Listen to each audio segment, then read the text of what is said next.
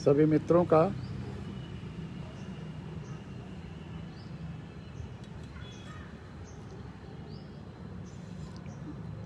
थोड़ा सिग्नल कम है, इसलिए थोड़ा सा सेटिंग में चेंज कर रहे हैं।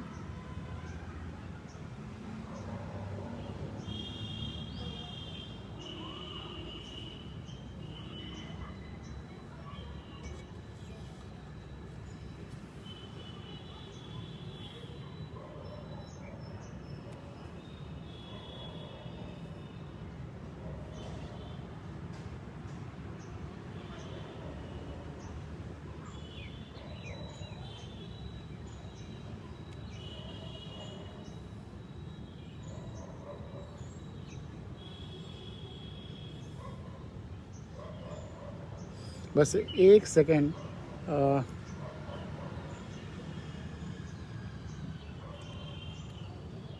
यूट्यूब पे नहीं आ रहा था तो इसलिए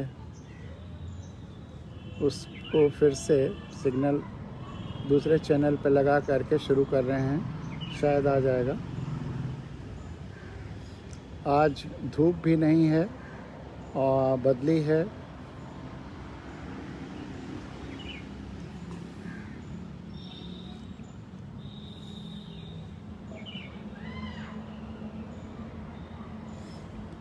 सिग्नल कम है, लेकिन पूरी उम्मीद है कि अब शुरू हो जाएगा।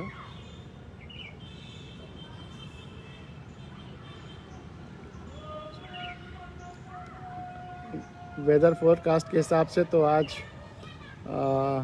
बारिश की संभावना थी और है, लेकिन गनीमत यह है कि बारिश नहीं हो रही है। सुबह खूब कोहरा था लखनऊ में और अब नेट आ गया है, यूट्यूब पर भी प्रोग्राम लाइव है, इसलिए सभी का स्वागत है, अभिनंदन है भावगंगा के इस 64वें अंक में, 64th।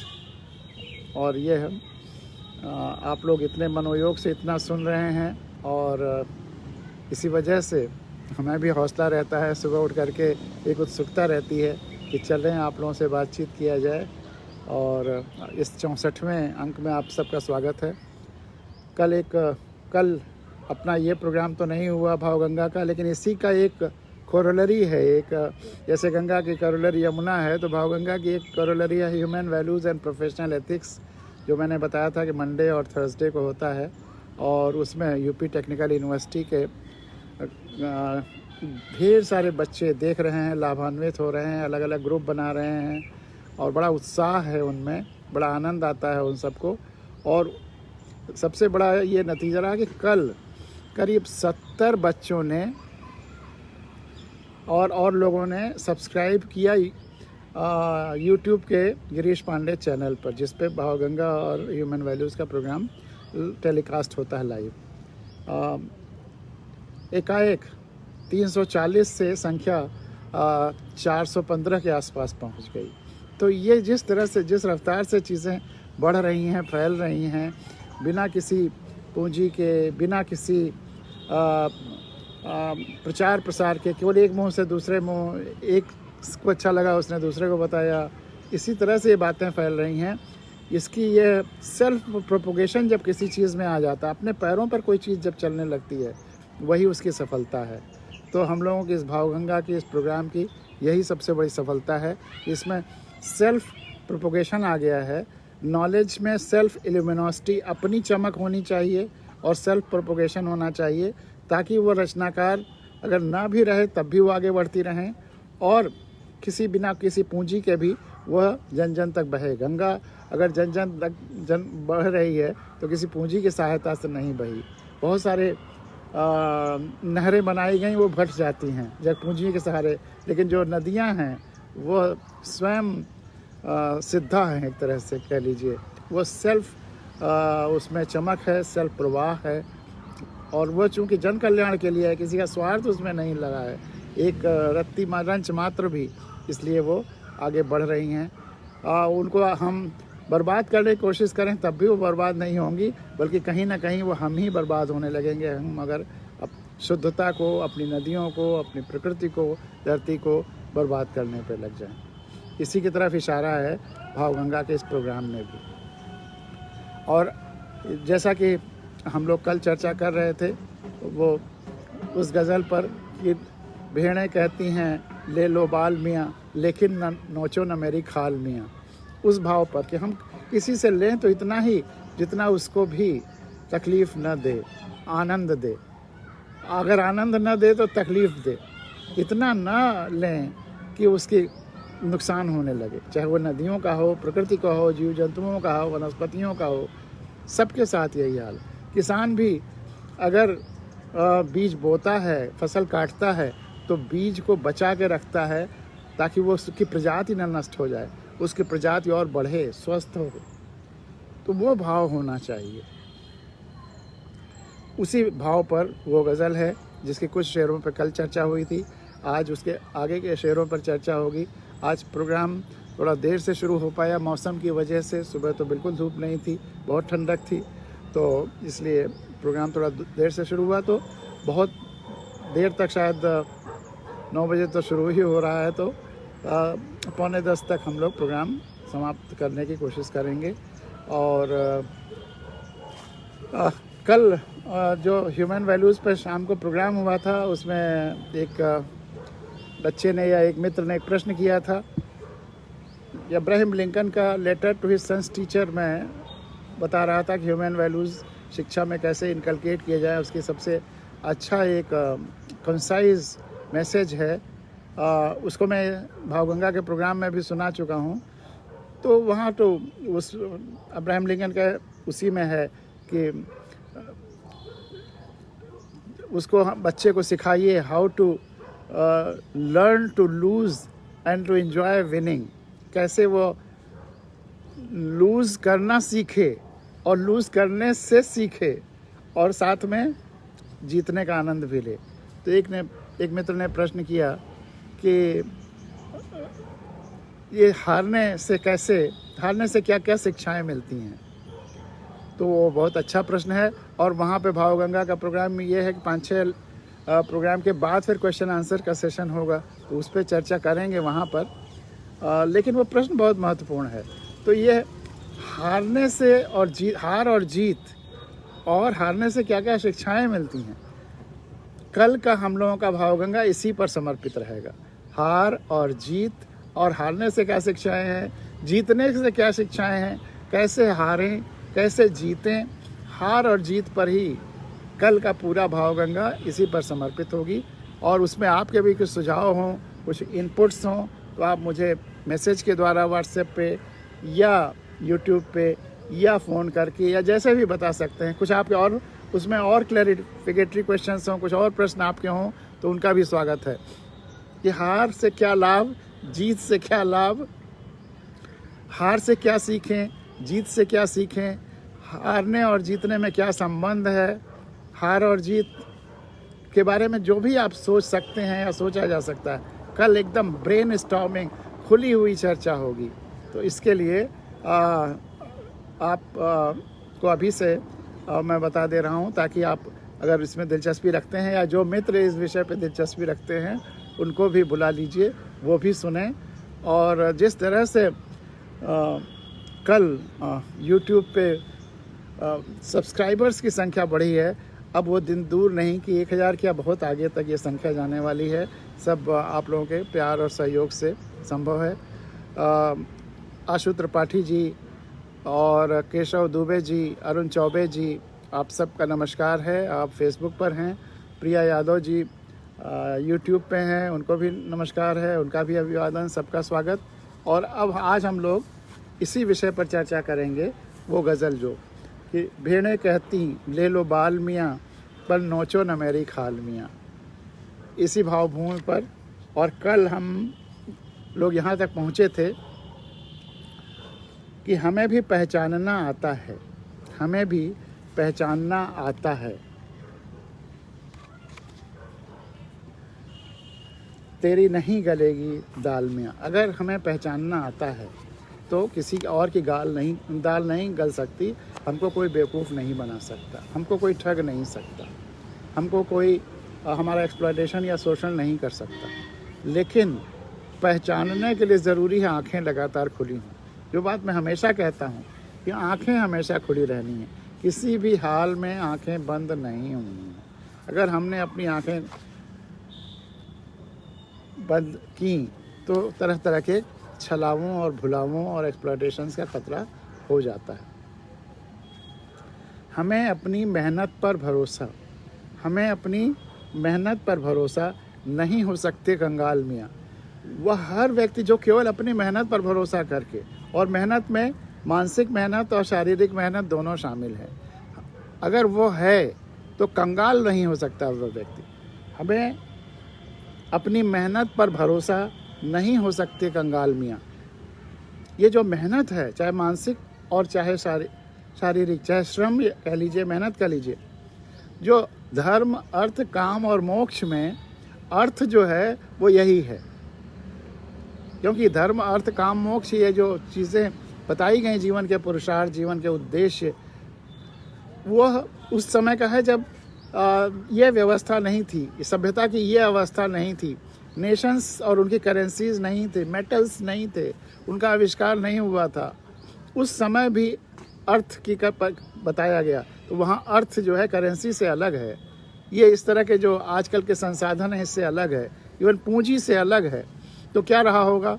अपने शक्ति, अपनी मानसिक शक्ति, अपने शारीरिक शक्ति, अपना श्रम, यही अर्थ था, यही अर्थ था।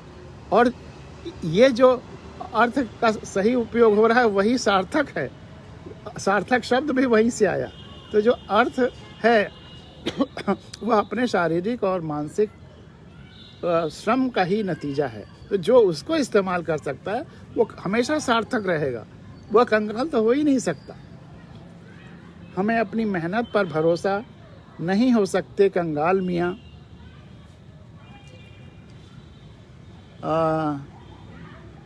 साक्षी उपाध्याय जी सबको गुड मॉर्निंग कह रही हैं यूट्यूब पर, उनको सबकी तरफ से गुड मॉर्निंग है। और हम लोग चर्चा कर रहे हैं, एक गज़ल का शेर है, भेड़ें कहती ले लो बाल मियाँ, पर नोचो न मेरी खाल मियाँ। जो ये विन विन प्रिंसिपल पे है। ठीक है, हमसे उतना ले लीजिए जितना मुझे नुकसान ना पहुंचाता हो, तुम्हारा ही फ़ायदा हो जाए, मेरा भी नुकसान ना हो। तो वह जीत जीत के सिद्धांत पर आधारित यह है कि, और यही कोएग्जिस्टेंस है पूरी सृष्टि में, पूरी धरती पर, कि भेड़ें कहती ले लो बाल मियाँ, पर नोचो न मेरी खाल मियाँ। उसी का 10 शेरों पर कल चर्चा हुई थी। आज हम लोग आगे बढ़ रहे हैं और ये शेर जो हमारी गज़ल के इस संग्रह अनुशासित इनकलाब से हैं, ये तो महज माध्यम हैं। तो असली चीज़ तो है कि उसके पीछे जो भावनाएं हैं उनको संप्रेषित करना, उनको कम्युनिकेट करना, उन पर चर्चा करना, और आपके प्रश्नों के माध्यम से उसको और एलोबरेट करना और विस्तार देना, गहराई में जाना, ताकि वो चीज़ हमारे आत्मसात हो जाए, जीवन की एक शैली बन जाए। हमें अपने मेहनत पर भरोसा नहीं हो सकते कंगाल मियाँ, सब काबिल नहीं सबके सामने अपने टोपी न उछाल मियाँ। सब काबिल नहीं सबके सामने अपनी टोपी न उछाल मियाँ। टोपी उछालना मतलब नतमस्तक हो जाना। सभी मतलब केवल कोई पद में श्रेष्ठ है तो उसके हम नतमस्तक हो जाएं, उसके सामने टोपी उछालने लगे, ये नहीं है। हमें जो वाकई चरित्र में, और चरित्र में वो श्रेष्ठ होगा जो मनसा वाचा कर्मणा एक होगा, और जो पूरे परिवार, समाज, प्रकृति, धरती सबके लिए सोचेगा, विन विन विन प्रिंसिपल पे जिएगा, वही वाकई चरित्रवान है। उसके सामने आप नतमस्तक होइए, टोपी हटाइए, उछालिए, ठीक है। लेकिन सबके सामने केवल थोड़े से क्षणिक फ़ायदे के लिए टोपी उछालिए, अपने निहित स्वार्थ के लिए, यह उचित नहीं है। सब काबिल नहीं, और इस कौन काबिल है कौन नहीं फिर पहचानना। बुद्ध ने कहा था अपदीपो भव, अपने मार्ग दीप खुद बनिए, अपने आँखों को खुला रखिए, तभी तो दीप का भी महत्व है। अपदीपो भव मतलब अपना अंदर और बाहर से प्रकाशमान रहिए। आप अंदर और बाहर प्रकाशमान रहेंगे, उसके लिए भी खुली आँखें ज़रूरी हैं। तो अपनी आंखें खुली रखिए, तभी आप पहचानेंगे कि कौन काबिल है, कौन नहीं है, कौन कैसा है। इसीलिए मैं तो हमेशा कहता हूँ कि अगर ध्यान भी करना है तो आंखें खोल करके करना है, बाहर और अंदर दोनों देखना है। अगर कोई गुरु भी ध्यान कराता हो, कहते हैं आंख बंद करके ध्यान करिए, तो उसके सामने आप आंख बंद करके ध्यान मत करिए। घर जा कर के भी भला वो जो तरीके से उसने बताया है उस तरीके से ध्यान आप बंद करके भी कर लीजिए, लेकिन हमेशा खुली आंखों से ध्यान करिए। अगर कोई भी सामने बैठा हो, एकांत में आप बंद आंखें करके ध्यान करिए। लेकिन गुरु भी अगर कहता है कि खुली आंखें और ग्रुप में सबको ध्यान कराता है, तो आप हमेशा कोशिश यही करिए कि आंखें खुली हों। नहीं तो इसमें कोई हर्जा नहीं, बीच बीच में थोड़ा सा खोल करके देख लिया करिए, वो बहुत ज़रूरी है। बहुत भुलावे और भटकावे और लुटावे हुए हैं बंद आंखों से किए गए ध्यान में, बहुत सावधानी की ज़रूरत है। तो सब काबिल नहीं, कौन काबिल है कौन नहीं है, किस पे विश्वास करना है किस पे नहीं है, इसके लिए आंखें खुली होना बहुत ज़रूरी है। खुली आंखों से ध्यान बहुत ज़रूरी है। तो सब काबिल नहीं, सबके सामने अपनी टोपी न उछाल मियाँ। और बच्चों को मस्ती में रहने दो, बच्चों को मस्ती में रहने दो, देखो बच्चों का धमाल मियाँ। बच्चों को मस्ती में रहने दो, देखो बच्चों का धमाल मियाँ। बच्चों का धमाल देखो और उसका आनंद लो। बच्चों को चुप ना कराओ, उनकी मस्ती का आनंद लो। बच्चों की मस्ती को टॉलरेट करो, वो गंदगी भी करते हैं तो उसको भी टॉलरेट करो। वो इधर उधर चीज़ें छितराते हैं, फेंकते हैं, उसका भी आनंद लो, जब तक कि उनके लिए नुकसानदेह ना हो। छोटे बच्चे जो भी करते हैं, उनकी शैतानी को जो उसको कहते हैं आप, वो शैतानी नहीं है, वो उनका एक्सप्लोरेशन है, वो उनका सीखने का तरीका है, वो उनको विकसित होने का तरीका है। उसका आनंद लीजिए, उस पर नियंत्रण मत लगाइए। वो बड़ा बच्चा बच्चा होता है, वो छोटा आदमी नहीं है। आप छोटा आदमी समझ करके वही चाहते हैं कि जो मैं करता हूँ उसी के छोटे रूप में वो करे, नहीं, वो इंडिपेंडेंट है, वो अलग अवस्था है। उसको बच्चे को बच्चे के रूप में ट्रीट करिए। और ये बड़ा ख़तरनाक है कि बच्चों को आप इतना रिस्ट्रिक्शन में करते हैं कि उसमें जो शक्तियाँ हैं वह सीमित होने लगती हैं। बट इसी पर मेरी छोटी सी कविता है, मेरी संवेदनाएं, जो मेरी पहली कविता छपी थी कोई स्टैंडर्ड नेशनल मैगजीन में, तो वो यही कविता थी, मेरी संवेदनाएं। ये 89-90 के आसपास संडे मेल में छपी थी, बड़े अच्छे चित्र वगैरह के साथ। मेरी संवेदनाएं। जब मैं केंचुआ था लोगों ने मेरे खंड खंड कर दिए। जब मैं केंचुआ था लोगों ने मेरे टुकड़े टुकड़े कर दिए। जब मैं पक्षी था, जब मैं चिड़िया था, लोगों ने गुलेल चलाकर घायल कर दिया। जब मैं पेड़ था लोगों ने काट डाला। जब मैं फूल था लोगों ने तोड़ लिया। संवेदना की यात्राएं देखिए कि जब मैं केंचुआ था लोगों ने मेरे खंड खंड कर दिए। जब मैं चिड़िया था लोगों ने गुलेल चलाकर घायल कर दिया। जब मैं फूल था लोगों ने तोड़ लिया। जब मैं पेड़ था लोगों ने काट डाला। जब मैं पशु था लोगों ने कैद कर लिया। और जब मैं नन्हा बच्चा था, जब मैं धमाल कर रहा था, जब मैं खेल कर रहा था, जब मैं खेल रहा था, जब मैं मस्ती कर रहा था, जब मैं सीख रहा था, जब मैं समझने की कोशिश कर रहा था, जब मैं नन्हा बच्चा था लोगों ने मुझे चुप करा दिया। जब मैं नन्हा बच्चा था लोगों ने मुझे चुप करा दिया। और उस कविता में अंतिम लाइनें हैं जो आश्चर्यचकित करने वाली हैं। आखिरी लाइनें कि थक हार कर लुढ़कते लुढ़कते जब मैं पत्थर बन गया। थक हार कर लुढ़कते लुढ़कते जब मैं पत्थर बन गया, आश्चर्य लोग मेरी पूजा करने लगे। थक हार कर लुढ़कते लुढ़कते जब मैं पत्थर बन गया, आश्चर्य लोग मेरी पूजा करने लगे। यही सबसे बड़ा विरोधाभास है। ये इस समाज का हमने जिस आर्टिफिशियल कृत्रिम समाज बनाया है, उसका सबसे बड़ा विरोधाभास यही है कि हम एक कृष्ण की मूर्ति को पत्थर की तो पूजते हैं, लेकिन जो जीता जागता बाल लीला करता हुआ कृष्ण है हमारे घर में, हमारे सामने, उसको चुप करा देते हैं। उसको शैतानी कहते हैं, उसको कंट्रोल करने की कोशिश करते हैं। और उन्हीं भाव भंगिमाओं वाला कृष्ण का पत्थर की मूर्ति उसको पूजते हैं। यह विडंबना है, ज़िंदगी की यह विडंबना है। हम पूजते कुछ और हैं और करते कुछ और हैं। इस बच्चे को पूजिए ना, जो कृष्ण का साक्षात रूप है। कृष्ण की तरह बाल लीला, कृष्ण ही की अवतार है, वो बाल लीला कर रहा है आपके घर में। अगर संपूर्ण विराट ब्रह्मांड एक जीवंत शरीर है और हम उसके जीवंत अंग हैं, तो वह बच्चा भी उसी विराट ब्रह्मांड शरीर का अंग है। वो एक खिड़की है, जैसे कृष्ण एक खिड़की थे जिसके माध्यम से आपने पूरा ब्रह्मांड देखा, उन्होंने भी अपना विराट स्वरूप दिखाया, वैसे ये बच्चा भी विराट स्वरूप वाला है। आप उसके माध्यम से देखना चाहें तो देख लीजिए। ये आपकी आंखें चाहिए। कबीर दास ने कहा है ना, याद करिए कि लाली मेरे लाल की जित देखूं तित लाल, लाली मेरे लाल की जित देखूं तित लाल, और लाली देखन मैं चली मैं भी हो गई लाल, लाली देखन मैं चली मैं भी हो गई लाल। ये संपूर्ण ब्रह्मांड वही ईश्वर है, कहीं कुछ और नहीं है। तो जिधर भी देखो वही लाली, वही डिविनिटी, वही देवत्व, वही ईश्वरत्व दिख रहा है। ईश्वर कण कण में है। तो लाली देखन मैं चली, लाली मेरे लाल की, वह मेरे या ईश्वर की, विराट की, देवत्व की,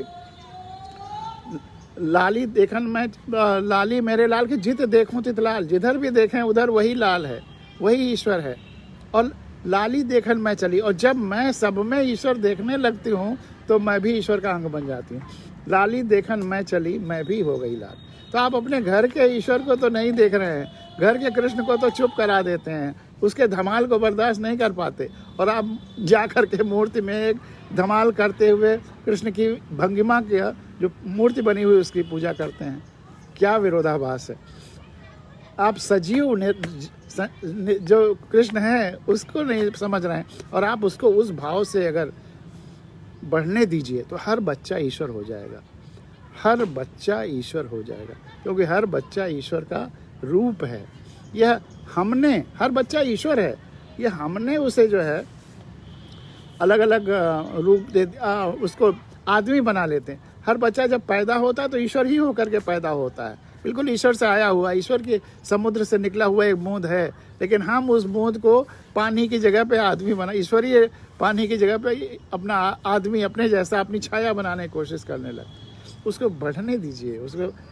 और बड़ा एक अच्छा हमें वाकया याद आ गया। एक बहुत प्रचलित, बहुत बड़े गुरु के किस्सा है, जो कि बाद में बहुत ज़्यादा जिनका धिक्कारे जा रहे हैं और जिनको बहुत ज़्यादा तिरस्कृत किया जा रहा है, जिनकी हरकतों ने पूरा साधु और संत समाज को कलंकित कर दिया है, ऐसे गुरु का किस्सा है। और वह किस्सा एक ड्राइवर ने सुनाया। एक बार हम विंध्याचल जा रहे थे, तो जो ड्राइवर हमको लेके जा रहे थे वो बड़े अच्छे भजन सुना रहे थे। तो हमने कहा कि बड़ा अच्छा भजन सुना रहे हैं, बड़ा अच्छा लग रहा है। और कबीर का था, तो कबीर वैसे भी मुझे बहुत अच्छे लगते हैं। तो उन्होंने कहा कि साहब, इसके पहले, ये तो अभी 1 महीने पहले से मैं कबीर सुनने लगा हूँ, उसके पहले मैं फला गुरु जी का, जो हमारे गुरु हैं उनके मतलब थे, उनका सुनता था। जहाँ जाता था मेरा, अगर कोई और बैठा है तब तो नहीं, तो पता नहीं उनको अच्छा लगे कि नहीं, लेकिन जब भी अकेले कहीं ड्राइव करता था तो उन्हीं का प्रवचन सुनता रहता था। और उस प्रवचन में ही डूबा रहता था लगातार। और उनका जहाँ भी प्रवचन होता था अगर हमारे आसपास, तो मैं जा कर के उसको ज़रूर सुनता था। लेकिन 1 महीने पहले ऐसा कुछ हुआ कि मैंने उनसे नफ़रत कर ली, उनको अपना गुरु मानना बंद कर दिया, और उनके जितने कैसेट थे सब गंगा में फेंक दिया। और उसके बाद मैंने उनको सुनना बंद कर दिया, नफ़रत करना शुरू कर दिया। ये अभी 8-10 साल पहले की घटना है। ये कविता बहुत पुरानी है उससे। अब मैंने पूछा कि ऐसा क्या हो गया कि तुम्हें अपने गुरु से नफ़रत हो गई। उन्होंने कहा कि मैं बैठा हुआ था एक उनके प्रोग्राम में, और एक छोटा सा बच्चा 1.5-2 साल का, कोई माता पिता ले आए होंगे, वो ज़मीन से थोड़ा ऊपर उनका मंच था या चौकी थी जिस पर बैठ करके वो प्रवचन और वो सब गद्दा और मसनद वगैरह लगी हुई थी, वहीं प्रवचन कर रहे थे। वो बच्चा, अब वो 1.5 फीट ऊंचा रहा होगा उनका चौकी या मतलब तख्ते, तो वो बच्चा किसी तरह से उस पर हाथ वाथ रख करके और चढ़ गया और उनके पास तक चला गया। वो प्रवचन कर रहे थे, बच्चा उनके पास चला गया। इस पर वो इतने क्रोधित हुए कि उन्होंने उस बच्चे को, और जाकर के वहाँ मुस्करा रहा है, कुछ खेल रहा है, उसको उठाया और ज़मीन पे नीचे तख्त से नीचे फेंक दिया और बड़ा ज़ोर से उसके माँ बाप को बुलाया, उनको बुरा भला कहा कि आप अपने बच्चे को नियंत्रण नहीं रखते हैं, ये नहीं रखते हैं, वो नहीं रखते हैं। तो इस ड्राइवर ने कहा कि साहब, उस घटना ने मेरी आंखें खोल दी। मुझे लगा कि ये बच्चे से जब इतना नफरत कर सकता है, अबोध बालक से, और उसको इतना प्रताड़ित कर सकता है, तो ये साधु संत है। ये तो बहुत लूटने कमाने के धंधे में है और पता नहीं कितने लोगों को क्या क्या करेगा। ये इसमें तो कोई साधुता नहीं है, इसमें कोई सात्विकता नहीं है। और उसी क्षण में वहाँ से चला आया और उसके बाद सबसे पहला काम किया कि वो सारे उसके कैसेट और लिटरेचर जितना था, किताब कापी, वो सब फेंक दिया गंगा में, और मैं मुक्त हो गया। तब से कबीर सुन रहा हूँ। तो वही बात कि जो वो कविता मैं सुना रहा था कि जब मैं केंचुआ था, लोगों ने मेरे खंड खंड कर दिए, टुकड़े टुकड़े कर दिए। जब मैं पक्षी था, लोगों ने गुलेल चलाकर घायल कर दिया। जब मैं पेड़ था, लोगों ने काट डाला। जब मैं पशु था, लोगों ने कैद कर लिया। जब मैं फूल था, लोगों ने तोड़ लिया। और जब मैं नन्हा बच्चा था, अबोध शिशु था, लोगों ने मुझे चुप करा दिया। वहाँ चुप ही नहीं कराया, उस साधु या उस महात्मा या जो भी कह लीजिए सो कॉल्ड, उसने उसे उठा के फेंक भी दिया। तो जब मैं नन्हा बच्चा था, लोगों ने मुझे चुप करा दिया और चुप कराते कराते फेंक दिया। लेकिन लुढ़कते लुढ़कते जब मैं पत्थर बन गया, आश्चर्य, लोग मेरी पूजा करने लगे। लुढ़कते लुढ़कते जब मैं पत्थर बन गया, आश्चर्य, लोग मेरी पूजा करने लगे। वही जब मूर्ति बना लेते हैं उसी बच्चे की, उसी बाल कृष्ण की, तो पूजने लगते हैं। लेकिन जब वो साक्षात सामने लीला कर रहा होता है, तब उसके पीछे पड़ जाते हैं और उसे चुप कराते हैं, उसे फेंक देते हैं, उसका कंट्रोल करने की कोशिश करते हैं। ये विरोधाभास ख़त्म होना है अगर इस समाज को जिंदा रहना है और इस समाज को इस धरती के सामंजस्य के साथ रहना है। तो बदलना होगा, अपने को बदलना होगा, इन बाल कृष्णों को प्यार करना होगा और दबाना नहीं होगा, खिलने देना होगा।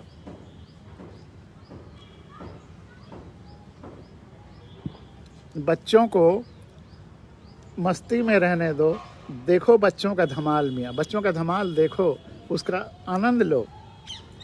बच्चों को मस्ती में रहने दो, देखो बच्चों का धमाल मियाँ। सत्येंद्र पांडे जी भी सबको प्रणाम कर रहे हैं और यूट्यूब पे और मित्र लोग भी हैं जो सबको शुभ प्रभात कह रहे हैं। तो यह अभिवादन मैं सबका एक दूसरे को पास ऑन कर रहा हूँ ताकि वो आपसी संवाद और संपर्क और प्रेम का माहौल बना रहे। यूं ही बच्चों को मस्ती में रहने दो, देखो बच्चों का धमाल मियाँ। वह इतना मीठा बोलता है, वह इतना मीठा बोलता है, फीके सारे सुर ताल मियाँ। सारे जो म्यूजिकल इंस्ट्रूमेंट्स हैं वो सेकेंडरी हैं, प्राइमरी तो जो नेचुरल वॉइसेस हैं और जो मीठी लगती हैं, बच्चों की वॉइस। बच्चे कैसे भी बोलें कितना प्यारे लगते हैं। चिड़ियों की आवाज़ कितनी अच्छी लगती है। कुछ कर्कश तोते वो उसके कौवे वगैरह के छोड़ दीजिए, तो ज़्यादातर चिड़ियों की आवाज़ बहुत सुरीली होती है। यहाँ पे जो आकर के बैठती है धूप में, आज तो नहीं आई है क्योंकि धूप नहीं है, नहीं तो यहीं यहाँ पीछे या सामने या इधर अगल बगल आके ज़रूर बोलती है मेरे साथ साथ। गंगा की आवाज़, कभी आपने गंगा की आवाज़ मंथर गति से जब गंगा चल रही हो सुना है? कल कल कल अगर कहीं सीढ़ियों पे बैठ जाइए और सीढ़ियों के आसपास गंगा बह रही हों, थोड़ी सीढ़ियाँ वहाँ तक गई हों, तो केवल सुनिए घंटे आधा घंटे।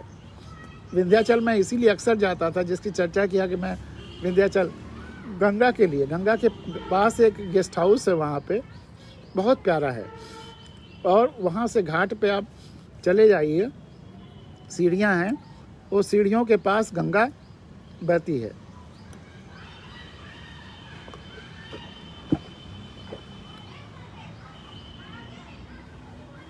तो मैं तो उस समय टेप रिकॉर्डर हुआ करता था, टेप करता था गंगा की ध्वनि और बाद में सुना करता था। वो अद्भुत लगता है, गंगा की ध्वनि केवल जो टकरा करके हल्की हल्की बह रही है मंथर गति से, और वो उसकी लहरें टकराती हैं जब सीढ़ियों पर, अद्भुत लगता है। तो ये सब जो नेचुरल आवाज़ें हैं उसका कोई मुकाबला नहीं है।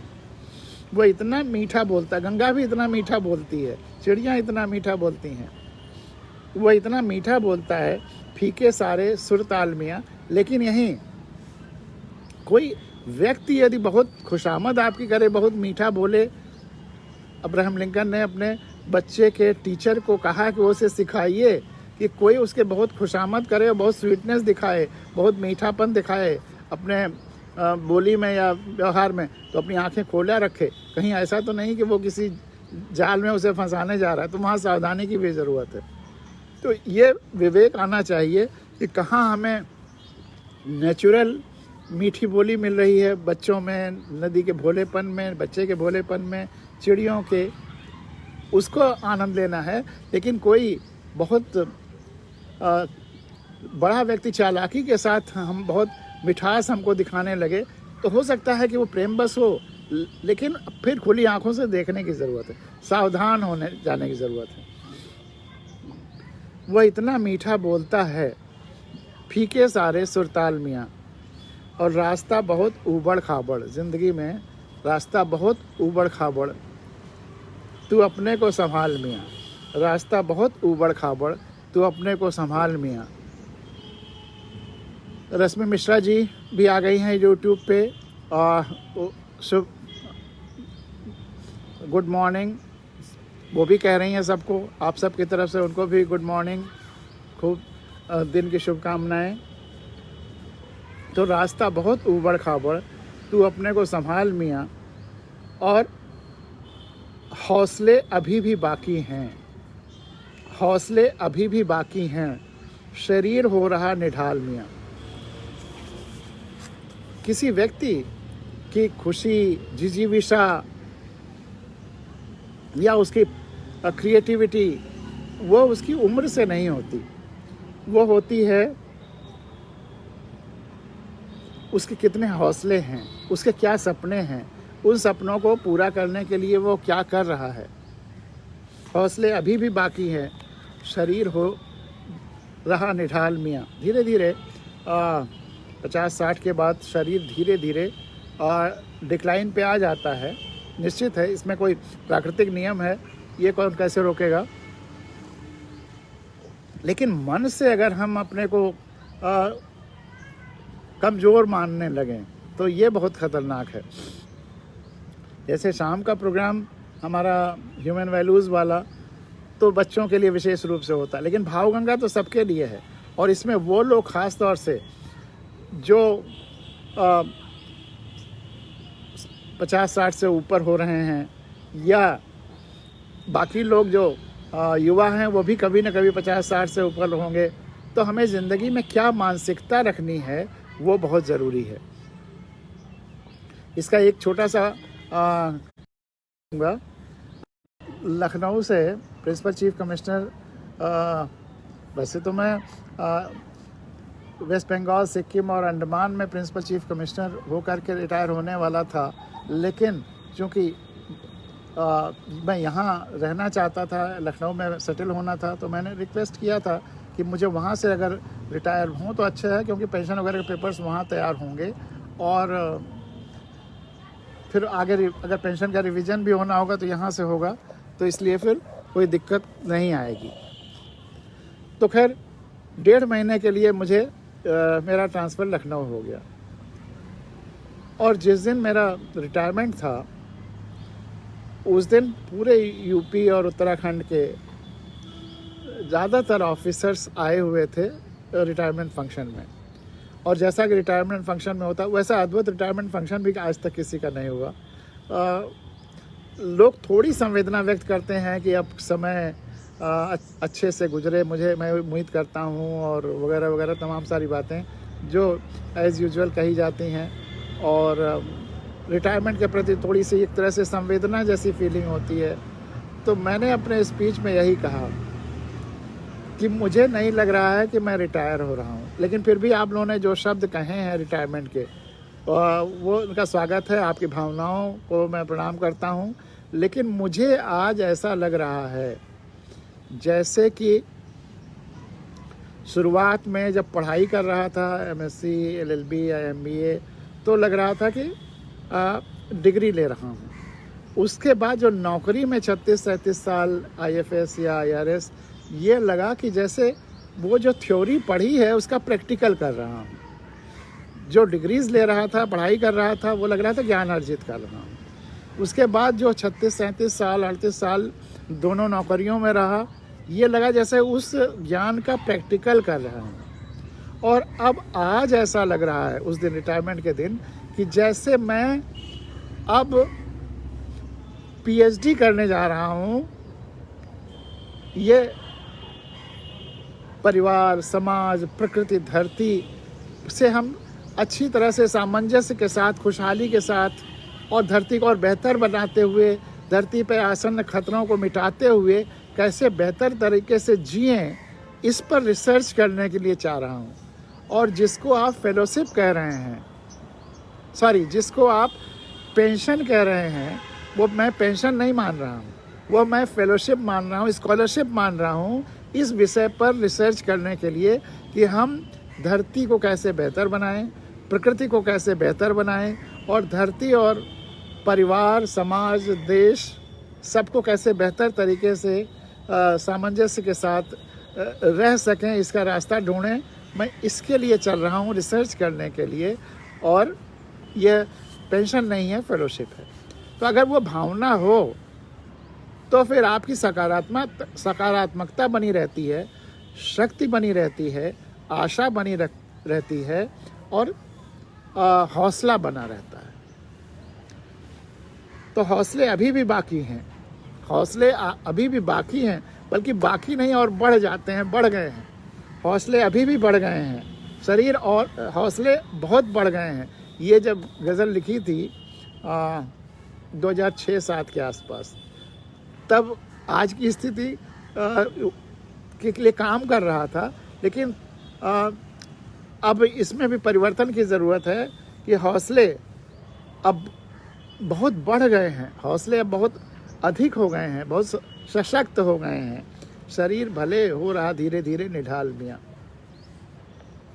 खुली हवा आने तो दो, खुली हवा आने तो दो, हर ओर उठाओ न दीवाल मियाँ। खुली हवा आने तो दो, हर ओर उठाओ न दीवाल मियाँ। खुली हवा आने तो दो, हर ओर उठाओ न दीवाल मियाँ। हमारे एक बहुत अच्छे मित्र हैं सुरेंद्र सिंघल, उनकी एक मतलब हिंदुस्तान के सबसे अच्छे शायर आप कह सकते हैं, सबसे महत्वपूर्ण शायर, बहुत प्यारे शेर लिखते हैं और बहुत ज़रूरी शेर लिखते हैं। उनका एक शेर याद आ गया इस पर कि घुटन कुछ कम हुई होती, घुटन कुछ कम हुई होती अगर कुछ खिड़कियां होती। घुटन कुछ कम हुई होती अगर कुछ खिड़कियां होती। मैं केवल सोच सकता हूँ किराएदार जो ठहरा। मैं केवल सोच सकता हूँ किराएदार जो ठहरा। मैं किराएदार हूँ, मैं तोड़ के बनवा तो नहीं सकता हूँ, लेकिन चारों तरफ केवल एक दरवाज़ा है, खिड़कियाँ कोई नहीं है, तो जो घुटन है वो केवल महसूस ही करना है, मैं केवल सोच सकता हूँ लेकिन चेंज नहीं कर सकता। लेकिन अगर हम मालिक होते तो हम अब उसको तोड़ करके खिड़की बनवा लेते। और मेरी एक छोटी सी हाइकू है कि दीवारों के सहारे हमारा सामान बच रहता है। हम आखिर घर क्यों बनवाते हैं, ताला क्यों लगवाते हैं और इतना दरवाज़ा फिर ताले कि सामान बचा रहे। तो दीवारों के सहारे हमारा सामान बच रहता है, लेकिन खिड़कियों के सहारे हम, अगर खिड़कियां ना हो, हवा ना हो और अंदर हवा आए नहीं तो हम नहीं बचेंगे। तो दीवारें हमारे और सब चीज़ों के भलाई के लिए है, मौसम से बचाना या सामानों को बचाना। लेकिन अगर चारों तरफ दीवारें ही दीवारें हों, खिड़कियां ना हों, दरवाजे ना हों, तो हम नहीं बचेंगे। तो हमारे लिए खुलापन ज़रूरी है, चाहे वो खिड़कियों के रूप में हो, दरवाज़ों के रूप में हो। तो खुली हवा आने तो दो, हर ओर उठाओ न दीवार मियाँ। खुली हवा आने तो दो, हर ओर उठाओ न दीवार मियाँ। और ये जो दीवारें हैं, एक किसी और दिन मैंने कहा भी था, ये बहुत सीमित पर्पजेस के लिए, सीमित उद्देश्यों के लिए हैं। हर दीवार हमें ये समझना है कि किस उद्देश्य के लिए है, उस दीवारों की सीमा को समझना है। दीवारें हर पर्पज़ के लिए नहीं होती हैं, दीवारों की सीमा को हमें समझना है। और सुरेंद्र सिंघल जी की चर्चा हुई तो उनका एक और शेर बहुत मुझे अच्छा लगता है, बहुत पॉपुलर है। और उनकी एक गज़ल 4-5 शेरों की है, वो बहुत पॉपुलर है। वो हो सकता है कल सुनाएं हार जीत के साथ। लेकिन उनकी वो 2 लाइनें बहुत मशहूर हैं कि सवाल ये नहीं कि उसने देखा क्या, सवाल ये नहीं कि उसने देखा क्या, सवाल ये है कि वो गवाही में कहेगा क्या।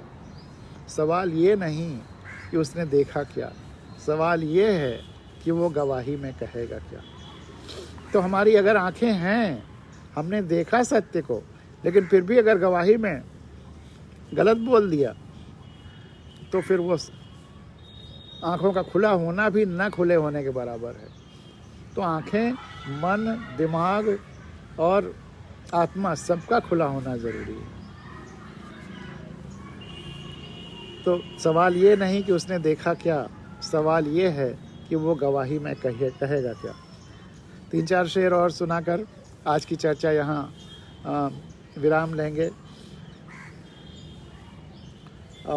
3-4 घंटे की जब चर्चा होने लगती है, ख़ास करके चाहे भावगंगा की, चाहे बच्चों से इंटरेक्शन की, और चाहे गांव में संविधान कथाओं की, अगर 3-4 घंटे हो तो फिर अक्सर मैं भी विवल हो जाता हूँ और सुनने वाले भी विवल हो जाते हैं। और उसके लिए मेरी गज़ल का एक शेर है, उस गज़ल में है जो इसके पहले मैंने सुनाई थी कि जिस व्यवस्था में आम आदमी की सुनवाई नहीं है, उस व्यवस्था के बने रहने में भलाई नहीं है।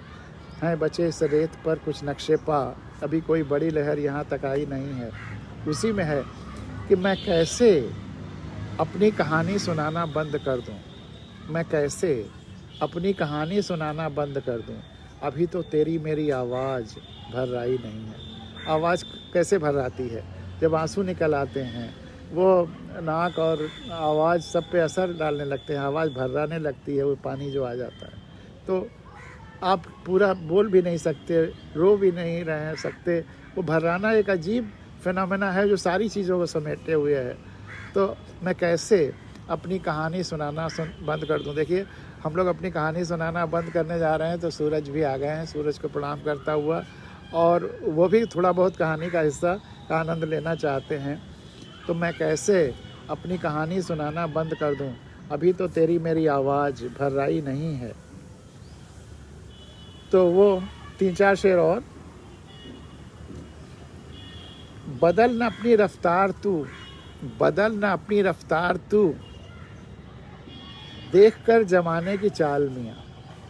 बदल न तू अपनी रफ्तार, देख कर जमाने की चाल मियाँ। और सबसे ज़्यादा इसमें ज़रूरी ये है कि हम ज़माने की या भीड़ की नकल ना करें, उसकी रफ्तार से तुरंत बदल ना लें। हम वह करें जो समाज के लिए, प्रकृति के लिए, धरती के लिए ज़रूरी है। एक ही क्राइटेरिया होना चाहिए, देखा देखी नहीं होना चाहिए। और इसका एक एग्जाम्पल कुछ दिनों पहले दिया था कि फैशन डिज़ाइनिंग, फैशन के नाम पे सबसे ज़्यादा हम बेवकूफ़ बनाए जाते हैं और धरती पर लोड पड़ता है। धरती नहीं बर्दाश्त कर सकती इतनी फैशन, इतना लो, इतना, ये हर बार हर चीज़ बदली जाए फैशन के नाम पर। इसको बदलना होगा, इस प्रवृत्ति को। जो है वो ठीक है।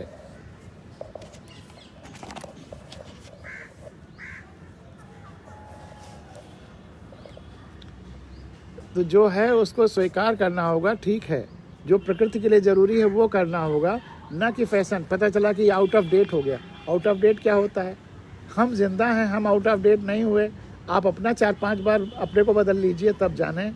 आप तो उसी को मानते हैं कि ये हम हैं, बस इतना काफ़ी है। अपने को आउट ऑफ डेट नहीं मान रहे हैं और हर चीज़ को आउट ऑफ डेट करना चाह रहे हैं। अगर बच्चे भी आपको आउट ऑफ डेट समझते हैं तो आपको ख़राब लगने लगता है। और ख़राब इसलिए लगता है कि आपने खुद अपने को बूढ़ा कर लिया है। आप अपने को बच्चा मानिए ना। अगर आपको बूढ़ा होने से बचना है, आपको अपने को लोगों से कटने से बचना है, तो आप अपने को बच्चा मानिए। और सब बच्चे में भी एक स्टूडेंट मानिए। स्टूडेंट मानना सबसे अच्छा है। ऐसा बच्चा जो सीखने के लिए भी तैयार है। तो इसलिए जो ये सब चीज़ें हैं कि ये अब इसका फैशन नहीं रहा, ये धरती के लिए बहुत ख़तरनाक है। धरती पर हम मनुष्यों का ही बोझ बहुत ज़्यादा है। और अगर उसके साथ साथ उनके हर चीज़ बदली जाती रहेगी तो उतना बोझ धरती नहीं बर्दाश्त कर पाएगी। एक बहुत अच्छी चिड़िया बगल में आ गई है। सूरज आया तो चिड़ियाँ भी आने लगती हैं। सूरज से चिड़ियों का बहुत करीबी नाता है। तो बदल ना अपनी रफ्तार तू, देख कर ज़माने की चाल मियाँ। ज़माने की चाल देख कर के अपनी रफ्तार नहीं बदलनी है। अपने विवेक से काम करना है। अपने मन को, बुद्धि को, आँखों को खुला रखना है। और जो धरती के परिप्रेक्ष्य में, समाज के परिप्रेक्ष्य में, प्रकृति के परिप्रेक्ष्य में हो, वही करना है। किसी भी चीज़ को सही है कि गलत है, इसका पैमाना यही होगा जिसको कि फिर एक वही उस प्रिंसिपल जिसको मैंने कभी बताया ही हुआ है, विन विन विन, जीत जीत जीत। इस सिद्धांत पे तौल करके ही करना है कि कोई भी काम करने के पहले हम और जिसके साथ कर रहे हैं वह दोनों का फ़ायदा हो। इसके अलावा प्रकृति का, धरती का, देश का फ़ायदा हो। और अगर फ़ायदा पॉजिटिव ना हो तो कम से कम नेगेटिव ना हो, इतना तो इंश्योर करना ही है। फ़ायदा हो तो और ज़्यादा ज़रूरी है, क्योंकि धरती बीमार है। हमको यह एहसास करना है उसकी बीमारी कम हो। धरती का जो प्रमुख बीमारियां हैं आज, जो हर व्यक्ति को जानना चाहिए, और आप जानते भी होंगे, भले ही हर एक्शन में उसको न लाएं, लेकिन वो बीमारियां हैं। उसका वाटर टेबल का नीचे जाना, ज़मीन के अंदर वाटर टेबल जो जा रहा है नीचे, तो फिर पेड़ पौधे, वनस्पतियां सूख जाएंगे, सब कुछ रेगिस्तान हो जाएगा। ओजोन लेयर तो कम से कम कोरोना की वजह से फिर रिपेयर हुई है, लेकिन फिर ना बढ़ जाए इसके लिए तैयार रहना है। ग्लोबल वार्मिंग जो हो रही है वो सबसे ख़तरनाक है। ग्लेशियर्स पिघलेंगे, नदियों का जलस्तर ऊपर जाएगा, बहुत सारे धरती के वो हिस्से जो अभी आबादी वाले हैं वो डूब जाएंगे, उससे बचाना है। और पोल्यूशन, हवा अगर सांस लेने लायक नहीं रही तो कौन कौन ऑक्सीजन सिलेंडर लेकर घूमता रहेगा। तो हमारी हवा बीमार है, हमारा पानी बीमार है, धरती में पानी का टेबल नीचे जा रहा है, वो बीमारी है। धरती के नीचे का जो पानी है वो हमेशा कहता हूँ वो उसका खून है। अगर धरती में खून की कमी हो जाएगी तो सोचिए क्या होगा। धरती को एनीमिया नहीं होने देना है। और उसके चारों तरफ जो प्रोटेक्शन लेवल है, ओजोन, अगर वो कम हो रही है तो ये बीमारियां हैं धरती की। हमारा हर कदम इस बीमारी को दूर करने के परिप्रेक्ष्य में हो। तीसरा विन अगर उसके लिए हम सोच के रखें तो शायद हम बच जाएंगे। तो बदल न अपनी रफ्तार तू, देख कर जमाने की चाल में। जमाने में और लोग क्या करते हैं वो भूल जाइए। हमारे लिए, धरती के लिए, प्रकृति के लिए, देश के लिए क्या ज़रूरी है, समाज के लिए ये करिए। जो लोग गलत कर रहे हैं उनके लिए भी क्या ज़रूरी है वो भी करिए। तो बदल न तू अपनी रफ्तार मियाँ, देख कर ज़माने की चाल मियाँ। और आखिरी, तू ही खुद फंस जाएगा। आखिरी शेर, तू ही खुद फंस जाएगा, न बुन किसी के लिए जाल मियाँ। तू ही खुद फंस जाएगा, न बुन किसी के लिए जाल मियाँ। जो भी दूसरे के लिए जाल बुनता है वो उस जाल में खुद फंसता है। इसका आज तक कोई एक्सेप्शन नहीं हुआ।